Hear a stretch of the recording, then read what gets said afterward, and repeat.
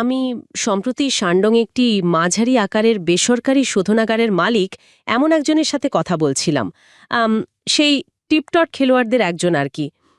যারা সাধারণত এই কলের সময় নিজেদের সর্বশেষ লাভের মার্জিন নিয়ে বড়াই করে। হ্যাঁ, অথবা হয়তো তার নতুন বিলাসবহুল এসইউভির ছবি দেখায়, কিন্তু এবার এবার সেই দম্ভ পুরোপুরি উধাও। তাকে দেখে মনে হচ্ছিল সে যেন এক সপ্তাহ ধরে ঘুমায়নি। অবস্থা নিশ্চয়ই খুব খারাপ ছিল। ভীষণ। সে তার ল্যাপটপে একটা স্প্রেডশিট খুলল, আর সেটা প্রায় পুরোটাই লাল কালিতে রক্তক্ষরণ করছিল। ২০২৬ সালের এই মধ্যপ্রাচ্যের সংঘাত ব্রেন্ট ক্রুডকে $১৬০ দিকে ঠেলে দেওয়ায় সে আসলে এখন যুদ্ধ অঞ্চলের দামে তেল কিনছে।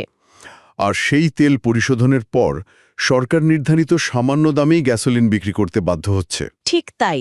যখন আমি তাকে সুস্পষ্ট প্রশ্নটি জিজ্ঞাসা করলাম, মানে কেন শুধু শোধনাগারটি বন্ধ করে দিয়ে হরমুজ প্রণালী পরিষ্কার হওয়ার জন্য অপেক্ষা করছো না, সে আমাকে কোনো অর্থনৈতিক উত্তর দেয়নি। তাহলে সে কি বলল? সে কিছু না বলে তার ডেস্কে থাকা জাতীয় উন্নয়ন ও সংস্কার কমিশনের একটি নথির দিকে নির্দেশ করল। এটি কোনো পরামর্শ ছিল না, এটি ছিল একটি সরাসরি নির্দেশ। বাপরে, নির্দেশে কি লেখা ছিল? নির্দেশটি ছিল ভরম্পারভাবে সহজ। যে কোনো মূল্যে ২০২৫ সালের উৎপাদনের মাত্রা বজায় রাখুন। বছরের পর বছর ধরে এই বেসরকারি শোধনাগারগুলি ছিল চীনের মার্কেট ফার্স্ট যুগের প্রিয় পাত্র, মানে উন্মুক্ত অর্থনীতির নমনীয় দক্ষ ইঞ্জিন। কিন্তু বিশ্বের শক্তির সঞ্চালন ব্যবস্থা ভেঙে পড়ার সাথে সাথে সেই যুগ মনে হচ্ছে রাতারাতি অদৃশ্য হয়ে গেছে। একদম। বেইজিং মূলত এই উদ্যোক্তাদের বলে দিয়েছে যে তাদের লাভ, তাদের মূলধন এবং তাদের অস্তিত্ব সবকিছু এখন রাষ্ট্রের এনার্জি ফায়ারওয়ালের কাছে গৌণ। একটি গতিশীল বাজার খাত থেকে জোরপূর্বক যুদ্ধকালীন পদক্ষেপে এই তাৎক্ষণিক পরিবর্তন সত্যি একটা বিস্ময়কর পালাবদল। এর পেছনের যুক্তিটি তো তাহলে বেশ নির্মম। হ্যাঁ, নির্মম। রাষ্ট্র কার্যকরভাবে তার সবচেয়ে সফল বেসরকারি ব্যবসাগুলিকে আর্থিকভাবে রক্তক্ষরণের নির্দেশ দিচ্ছে, যাতে সাধারণ নাগরিক পারস্য উপসাগরে আগুনের একটি স্ফুলিঙ্গ অনুভব না করে। এটি একটি ভীতিকর প্রশ্ন রেখে যায়। খাদের কেনারায় থাকা এই বিশ্বে এটি নিয়ন্ত্রিত অর্থনীতিতে কি বেসরকারি উদ্যোগের জন্য কোনো জায়গা অবশিষ্ট আছে, নাকি এই ব্যবসাগুলো কেবল জাতীয় স্থিতিশীলতার জন্য নির্ধারিত প্রথম বলি? আসলে এই যে দৃশ্যপটটার কথা বলা হলো, এটা ২০২৬ সালের বর্তমান বৈশ্বিক অরাজকতার সম্পূর্ণ বিপরীত একটা নিখুঁত চিত্র তুলে ধরে। একটু ভাবলে দেখা যায়, একদিকে ইউরোপের রাজধানীগুলোতে জ্বালানির অভাবে রীতিমতো হাহাকার চলছে। আর মধ্যপ্রাচ্যের শিপিং লেনগুলো তো আক্ষরিক অর্থে জ্বলছে। একদম ঠিক। আর অন্যদিকে ঠিক একই সময়ে একটি রাষ্ট্র তার পুরো অভ্যন্তরীণ কাঠামোকে ব্যবহার করে ১৪০ কোটি মানুষকে এই ধ্বংসযজ্ঞ থেকে সম্পূর্ণ আড়াল করে রেখেছে। শোধনাগারের এই যে বিশাল আর্থিক ক্ষতি, এটা কিন্তু কোনো ভুল নীতি নয় বা কোনো বাজারের ব্যর্থতাও নয়, তাই তো? একদমই না। এটা অত্যন্ত ঠান্ডার মাথার সুপরিকল্পিত একটা কৌশল। এর একমাত্র উদ্দেশ্য হল যে কোনো মূল্যে দেশের ভেতরের উৎপাদন এবং সামাজিক ভারসাম্যকে টিকিয়ে রাখা। রাষ্ট্রের হিসাব এখানে খুব পরিষ্কার। ব্যক্তির ব্যবসার চেয়ে রাষ্ট্রের অস্তিত্ব অনেক বড়। এই হিসাবটা যে কতটা নির্মম সেটা বুঝতে হলে আমাদের একটু কল্পনায় ডংইয়েং শহরের সেই শিল্পাঞ্চলে যেতে হবে। মানে জায়গাটা এমন যেখানে গাড়ির দরজা খোলার সাথে সাথেই অপরিশোধিত তেলের একটা তীব্র ঝাঝালো গন্ধ সোজা ফুসফুসে ধাক্কা মারে। বাতাসে সবসময় ভাসে রাসায়নিকের ভারী একটা আস্তরণ। ঠিক। আর ওই পরিবেশের মাঝখানে বসে ধরা যাক ডিরেক্টর সানের মতো কোনো মালিক তার নিজের চোখের সামনে ৩০ বছরে তিল তিল করে গড়ে তোলা ব্যবসাটাকে ধ্বংস হতে দেখছেন। তার ডেস্কে কফির কাপের পাশে হয়তো তেলের একটা ছোট্ট কালো দাগ লেগে আছে, যেটা যেন তার কোম্পানির প্রতিদিনের নিঃশব্দ রক্তক্ষরণের প্রতীক। হ্যাঁ, যখন তিনি প্রতিদিনের ওই উৎপাদন কোটার রিপোর্টে সই করছেন, তখন হয়তো তার হাত কাঁপছে, কারণ তিনি পরিষ্কার জানেন এই $১৬০ অপরিশোধিত তেল কিনে সেই তেল নামমাত্র মূল্যে বিক্রি করা মানে আক্ষরিক অর্থেই নিজের প্রতিষ্ঠানকে প্রতিদিন আগুনে পোড়ানো। কিন্তু সরকারের দিক থেকে ভাবলে এই নির্দেশনার পেছনের কৌশলগত যুক্তিটা লোহার মতো শক্ত। জাতীয় উন্নয়ন ও সংস্কার কমিশন তো আর হাওয়ায় ঢিল ছোড়েনি। এখানে ৩টে অলঙ্ঘনীয় কৌশলগত অপরিহার্যতা কাজ করছে। ৩টে অপরিহার্যতা? প্রথমটা কি? প্রথম এবং সবচেয়ে জরুরি বিষয় হল সরবরাহজনিত মুদ্রাস্ফীতি বা সাপ্লাই সাইড ইনফ্লেশনকে একেবারে গলা টিপে ধরা। আধুনিক অর্থনীতিতে জ্বালানি হল বলা যায় সবকিছুর অদৃশ্য রক্ত। জ্বালানি ছাড়া তো কিছুই চলবে না। ঠিক। যদি আজকে শোধনাগারগুলোকে $160 বৈশ্বিক বাজারের সাথে দাম সমন্বয় করতে দেওয়া হতো, তাহলে কাল সকালে কি হতো? পরিবহনের খরচ মুহূর্তের মধ্যে 3 গুণ হয়ে যেত। আর সুপারমার্কেটে খাবারের দাম আকাশছুঁত, সাধারণ মানুষের ক্রয় ক্ষমতা পুরোপুরি ধসে পড়ত। একদম তাই। ডিরেক্টর সানের মতো ব্যবসায়ীদের আর্থিকভাবে বলি দেওয়ার মাধ্যমে রাষ্ট্র মূলত একটা দুর্ভেদ্য ফায়ারওয়াল তৈরি করেছে। বাইরের বিশ্বের মুদ্রাস্ফীতির আগুন যেন কোনোভাবেই দেশের ভেতরে ঢুকতে না পারে সেটা নিশ্চিত করা হয়েছে। তার মানে বিষয়টা অনেকটা আধুনিক গাড়ির ক্রাম্পল জোনের মতো। গাড়ি যখন প্রচণ্ড বেগে কোনো কিছুর সাথে ধাক্কা খায়, তখন সামনের ওই ক্রাম্পল জোনটা দুমড়ে মুচড়ে গিয়ে ভেতরের যাত্রীদের রক্ষা করে। দারুণ একটা উপমা। ঠিক তাই। এখানে ডিরেক্টর সান এবং উত্তরের এই শোধনাগারগুলো হলো অর্থনীতি সেই ক্রাম্পল জোন। তারা বাইরের এই $60 তেলের ধাক্কাটা নিজেদের বুকে নিচ্ছে, আর্থিকভাবে পুরোপুরি দুমড়ে মুচড়ে যাচ্ছে, যাতে ভেতরের সাধারণ নাগরিকরা একটা আঁচড়ও টের না পায়। একদম নিখুঁত বিশ্লেষণ। আর দ্বিতীয় অপরিহার্যতা হল শিল্পের সেই অতিকায় গতিশীলতা বা ইন্ডাস্ট্রিয়াল মোমেন্টাম বজায় রাখা। বিশ্ব যাকে কারখানা বলে চেনে, সেই বিশাল উৎপাদন যন্ত্রে যদি একদিনের জন্য বিদ্যুতের অভাব দেখা দেয়, তাহলে তো শুধু একটা কারখানা থামবে না, পুরো প্রদেশ জুড়ে সাপ্লাই চেনে ধস নামবে। হ্যাঁ, একটা চলমান সাপ্লাই চেইন একবার থেমে গেলে সেটাকে আবার চালু করার লজিস্টিক্যাল ঘর্ষণ বা জটিলতা যে কত ভয়ঙ্কর তা কল্পনা করাও কঠিন। এটা লাখ লাখ মানুষের চাকরি এবং চূড়ান্ত অর্থে রাষ্ট্রের নিরাপত্তার প্রশ্ন। তাই বাইরের দুনিয়ায় যাই ঘটুক, ভেতরের কারখানার চাকা 1 সেকেন্ডের জন্য থামানো যাবে না। ঠিক বলেছেন। আর এখানেই তৃতীয় পয়েন্টটা আসে, ওই 2025 সালের উৎপাদনের মাত্রা বজায় রাখার সরকারি নির্দেশ। আচ্ছা, 2025 সালকেই কেন বেছে নেওয়া হলো? কারণ মহামারী পরবর্তী সময় সেটাই ছিল লজিস্টিক্যাল আর অর্থনৈতিক সক্ষমতার চূড়ান্ত শিখর। রাষ্ট্র মূলত বলছে, বর্তমান যুদ্ধকালীন পরিস্থিতিতেও অর্থনীতির শিরায় রক্তপ্রবাহ যেন কোনোভাবেই সেই সর্বোচ্চ বেঞ্চমার্কের নিচে না নামে। বিষয়টা ভাবলে সত্যিই অবাক হতে হয়। ডিরেক্টর সানের এই যে বিশাল মূলধন প্রতিদিন বাতাসে মিলিয়ে যাচ্ছে, এটা তো আসলে হারিয়ে যাচ্ছে না। এই রক্তক্ষরণই দেশের অন্য প্রান্তে একটা কৃত্রিম বাস্তবতা তৈরি করছে। কৃত্রিম বাস্তবতা মানে আমরা যদি উত্তরের শানডং থেকে 1000 কিলোমিটার দক্ষিণে পার্ল রিভার ডেল্টার ফোশান শহরে যাই, তাহলে সেই যাত্রীদের দেখতে পাবো যাদের ক্র্যাম্পল জোন রক্ষা করছে। কারখানার ভেতরের ছবিটা। হ্যাঁ, কারখানার মালিক ঝাওয়ের জগৎটা একটু কল্পনা করা যাক। ফোশানের ভ্যাপসা গরম আর চরম আর্দ্র একটা দিন। কারখানার ভেতরে স্বয়ংক্রিয় অ্যাসেম্বলি লাইনের একটানা কান ফাটানো গর্জন। আর সিএনসি মেশিনগুলোর ধাতব আবরণ থেকে তীব্র উত্তাপ বের হচ্ছে। ঠিক, এত কিছুর মধ্যেও সেখানে একটা নিশ্ছিদ্র, প্রায় অবাস্তব স্থিতিশীলতা বিরাজ করছে। বাইরের দুনিয়ার সাথে ঝাওয়ের কারখানার এই বৈপরীত্যটা সত্যি মাথা ঘোরানোর মতো। বাইরে ইউরোপের রাস্তায় জ্বালানির জন্য দাঙ্গা হচ্ছে, পারস্য উপসাগরে ট্যাঙ্কার জ্বলছে। আর ঝাও তার কারখানার ফ্লোরে দাঁড়িয়ে দেখছেন নিরবিচ্ছিন্ন বিদ্যুৎ সরবরাহে 1 সেকেন্ডের ভগ্নাংশের জন্য কোনো ব্যাঘাত ঘটছে না। একদম। তার পণ্য পরিবহনের জন্য যে লজিস্টিক ট্রাকগুলো দাঁড়িয়ে আছে, সেগুলো সেই 2025-এর স্থিতিশীল দামেই ডিজেল ভরছে। তার কারখানার ভেতরে যেন বিশ্ব অর্থনীতির চরম অস্থিরতার কোনো অস্তিত্বই নেই। এটা তো পুরোপুরি একটা সিল করা গ্লাস বেল বা কাঁচের ঘণ্টার মতো। ঝাও যেন সম্পূর্ণ অন্য একটা গ্রহে বসে আছেন। কিন্তু এই গ্লাস বেলের ভেতর ঝাও নিশ্চয়ই একটা অদ্ভুত মানসিক চাপের মধ্যে আছেন। মানসিক চাপ কেন? কারণ তিনি খুব ভালো করেই জানেন তার এই স্থিতিশীলতা কোনো জাদু বলে আসেনি। এটা কেনা হয়েছে উত্তরের সেই ডিরেক্টর স্যানদের তিল তিল করে হওয়া আর্থিক ধ্বংসের বিনিময়ে। একটা খুব ভারী উপলব্ধি। তবে এখানে কিন্তু একটা গুরুত্বপূর্ণ প্রশ্ন থেকেই যায়।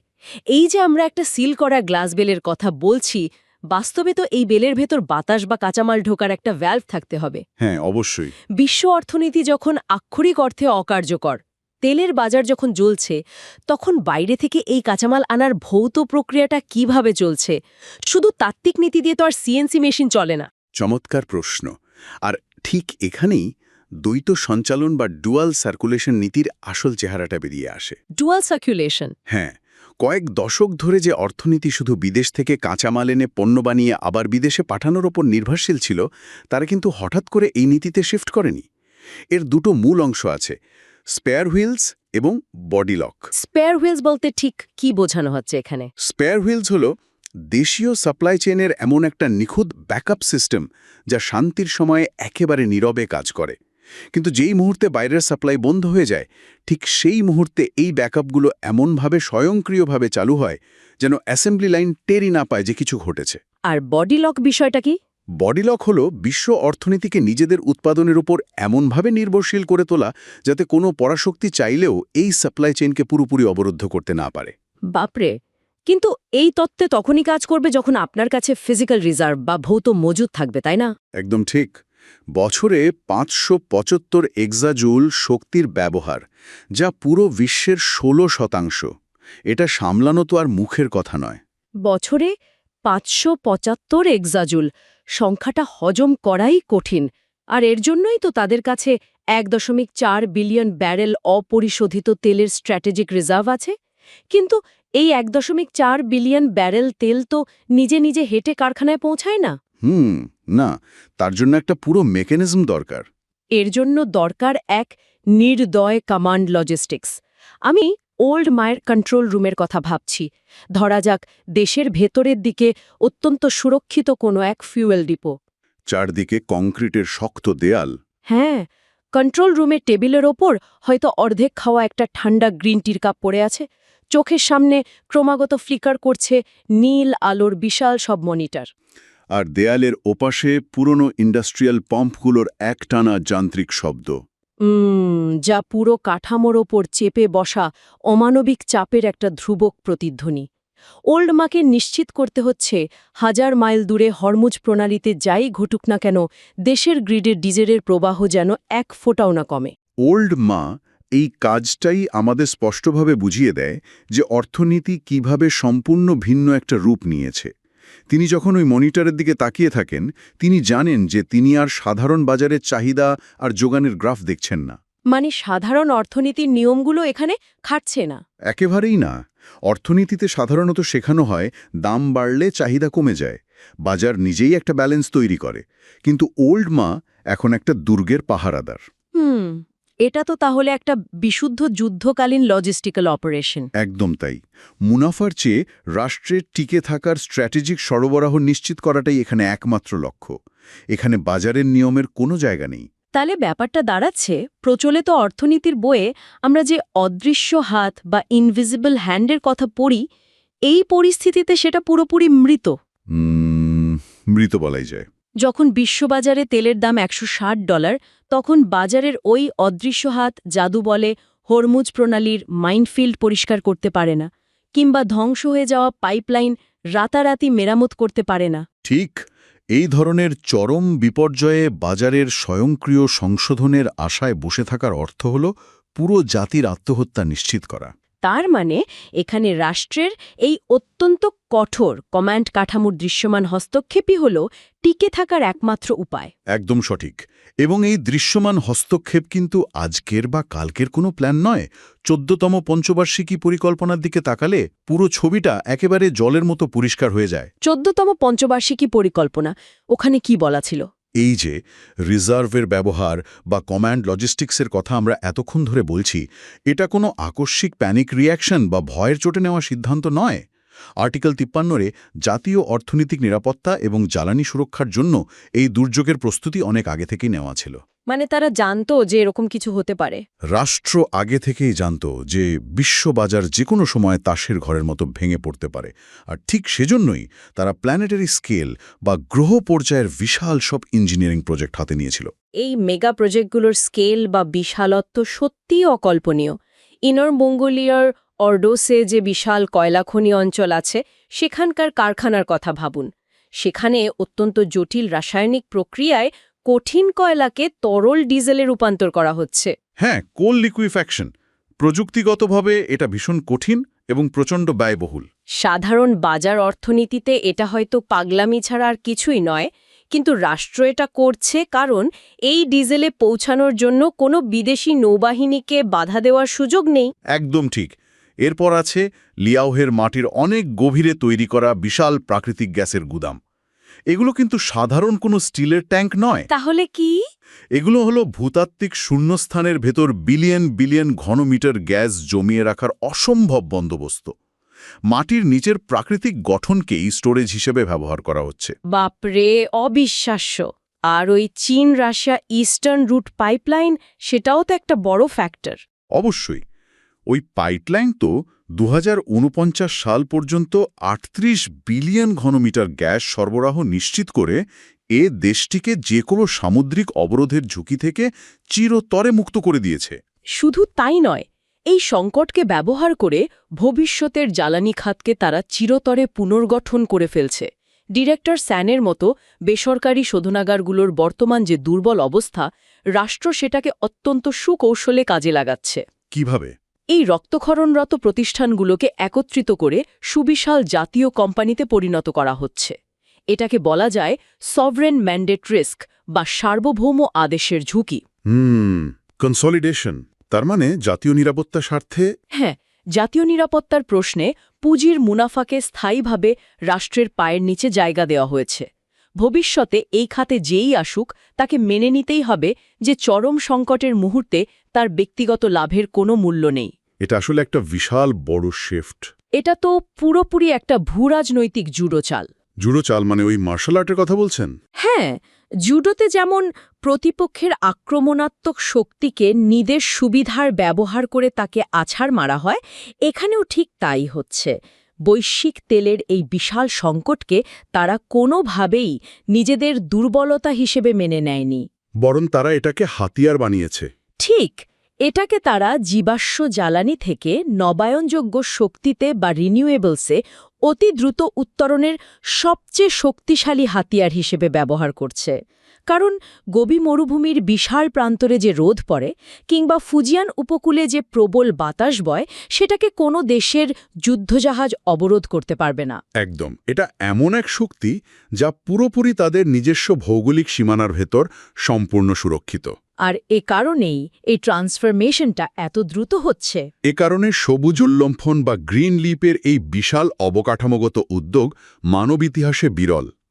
2030 সালের মধ্যে মোট জ্বালানি ব্যবহারের 20% অজীবাশ্ম শক্তির উৎস থেকে নিশ্চিত করার যে লক্ষ্যমাত্রা, সেটা পূরণে রাষ্ট্র কতটা মরিয়া তা তিব্বতের দিকে তাকালেই বোঝা যায়। তিব্বতে কি হচ্ছে এখন? সেখানে ইয়ারলং সাংপো নদীর ওপর বিশাল জলবিদ্যুৎ প্রকল্প গড়ে তোলা হচ্ছে, যা হিমালয়ের বরফ গলা জলের প্রচণ্ড গতিশক্তিকে সরাসরি বিদ্যুতে রূপান্তর করছে।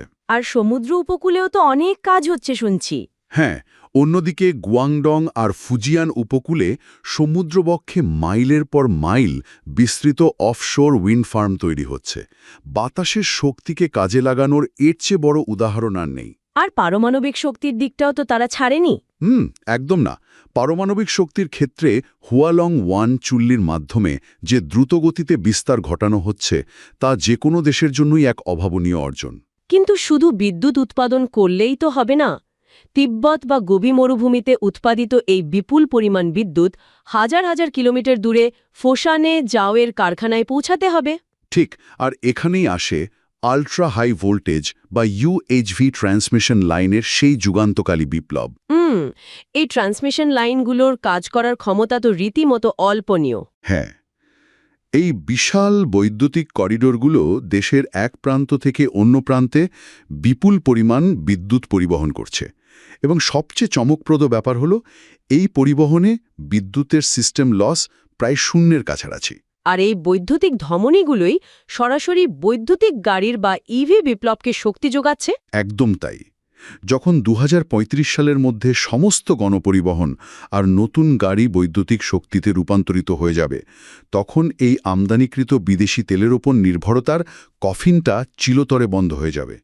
এটা আংশিক কোনো সমাধান নয়, এটা সম্পূর্ণ ডিকাপলিং বা বিচ্ছিন্নকরণ। তাহলে পুরো চিত্রটা দাঁড়াচ্ছে এরকম: 2026 সালের এই সংকটে যখন চারপাশ ধসে পড়ছে, তখন আমরা দেখছি একটা রাষ্ট্রের গভর্নেন্স মডেল কতটা দ্রুত বাজারভিত্তিক অর্থনীতি থেকে নিখুঁত কৌশলগত স্থিতিশীলতার মডেলে রূপান্তরিত হতে পারে। বিষয়টা গভীরভাবে ভাবার মতো। ডিরেক্টর সানের মতো মানুষের নিঃস্বার্থ আত্মত্যাগ, জাওয়ের কারখানার সুরক্ষিত জগৎ আর ওল্ড মায়ের ওই নিখুঁত কমান্ড লজিস্টিক্স, এগুলো কোনো আলাদা গল্প নয়। এগুলো একই সুতোয় গাঁথা এক সুবৃহৎ, অত্যন্ত নিখুঁত রাষ্ট্রীয় মেকানিজমের অংশ। একদম। ডুয়েল সার্কুলেশন এবং বিশাল সব মেগা প্রজেক্টের মতো সুদৃঢ় ভিত্তির ওপর দাঁড়িয়ে থাকা এক অজেয় কাঠামো। বিশ্ব যখন আক্ষরিক অর্থেই খাদের কিনারায় ঝুলছে, তখন সুসংগঠিত রাষ্ট্রীয় নিয়ন্ত্রণ এবং নিখুঁত ইঞ্জিনিয়ারিংই যে টিকে থাকার আসল চাবিকাঠি, এই ঘটনাগুলো তার একটা জ্বলন্ত প্রমাণ। বাজারের ওপর অন্ধবিশ্বাসের যুগটা শেষ হয়ে গেছে। একদম। এই চরম বৈশ্বিক অস্থিরতার যুগে একটা রাষ্ট্রের আসল সক্ষমতা তার মুক্ত বাজারের দক্ষতার ওপর নির্ভর করে না, নির্ভর করে যে কোনো বাহ্যিক ধাক্কা সামলে নিয়ে নিজের ১৪০ কোটি নাগরিককে আড়াল করার এক নির্মম স্বয়ংসম্পূর্ণ কাঠামোর ওপর। ঠিক। আর এর ফলে বিশ্ব অর্থনীতি চিরতরে দুটি আলাদা গ্রহে বিভক্ত হয়ে গেল। হ্যাঁ, যার এক প্রান্তে চলছে চরম অরাজকতা আর হাহাকার, আর অন্য প্রান্তে কাজ করছে এক নিরবচ্ছিন্ন ঠান্ডা মাথার রাষ্ট্রীয় যন্ত্র। এই নতুন পৃথিবীতে মুক্তবাজারের সেই পুরনো ধারণায় ফিরে যাওয়ার আর কোনো পথ খোলা নেই। সব মিলিয়ে এটা একটা প্রোঅ্যাক্টিভ গভর্নেন্সের চূড়ান্ত রূপ, যা ভবিষ্যৎ পৃথিবীর জন্য এক নতুন মানদণ্ড তৈরি করে দিয়েছে।